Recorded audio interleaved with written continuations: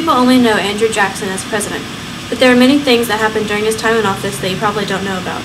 Today you will have your own Enlightenment era of Andrew Jackson. Let's begin. Hi, I'm Katie Carrick. You're about to watch a video about our one and only Andrew Jackson.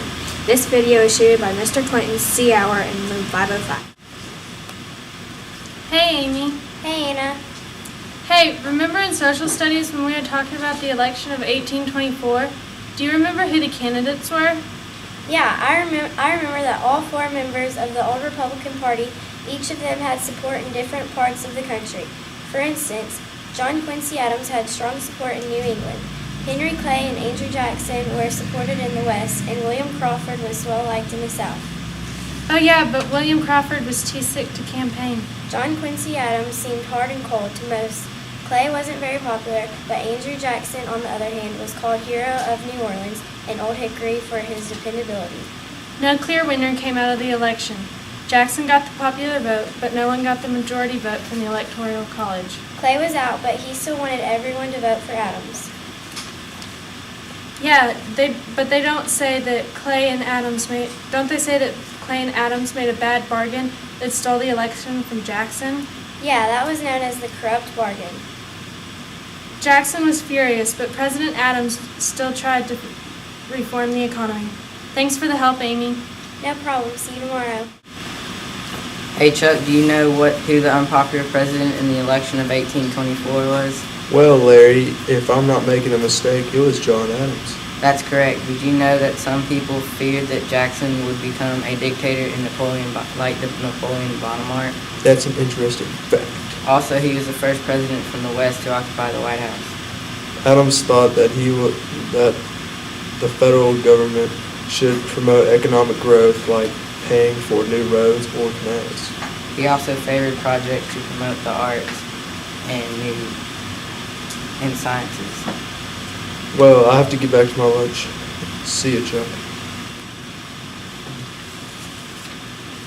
Hey, have you heard about the election of 1828? No, why? Many stories about Andrew Jackson have been spreading. Like what? A man named Russell Bean refused to appear before Jackson's court. Jackson ran outside and made Bean surrender. The iron will that made him surrender is going to make Jackson a very powerful president. Interesting. Oh, dread, my wig fell. Speaking of wigs, we have a new political party called the Whigs. Really? Yeah, they support John Quincy Adams and his program for national growth. Wow, I've only heard of the Democrats. Who are they? The Democrats support Andrew Jackson. They are mostly made out of frontier farmers and work in eastern cities. Cool. Yeah, well, I have to go. Goodbye. Goodbye. Let's find some research for our report on Andrew Jackson. Yeah, I'm sure we can get some information on him in the biography section. Has anyone learned anything about Andrew Jackson yet? It says here that Andrew Jackson was born on March 15, 1767 in Waxhaw, South Carolina. However, he grew up in the state of Tennessee. Andrew was also the youngest of three sons. His father died shortly before Andrew was born. During the Revolutionary War, Jackson, his mother, and his two brothers were put in a prisoner of war camp. He was the only survivor in his family. At 14, Andrew Jackson was left alone. Wow, he had a tough childhood. Does anyone else know anything about him? Yeah, last year I learned that at the young age of 13, he joined the Patriots in the American Revolution and proved his great strength, even at such a young age. I also learned that he was taken captive by the British, and while in prison, a British officer ordered Jackson to clean his boots, but Jackson refused. The officer took a sword and cut Jackson's hand and face. Throughout the rest of Andrew Jackson's life, the memory of that attack stays with him. He must have learned a lot from all of these misfortunes. Yes, all of these tragedies helped Jackson turn into a man with many qualities. Andrew Jackson was known as Old Hickory and also was known to be an aggressive man due to his rough childhood. However, people admired him for his ability to inspire and lead others. He intended to be a strong president by expanding the powers of presidency. In this book about Andrew Jackson, it says he knew that the people wanted to reform. So after taking office as president, Jackson fired government employees and replaced them with his own supporters. Jackson did this on such a great scale that, in fact, 200 previous presidential appointees were dismissed.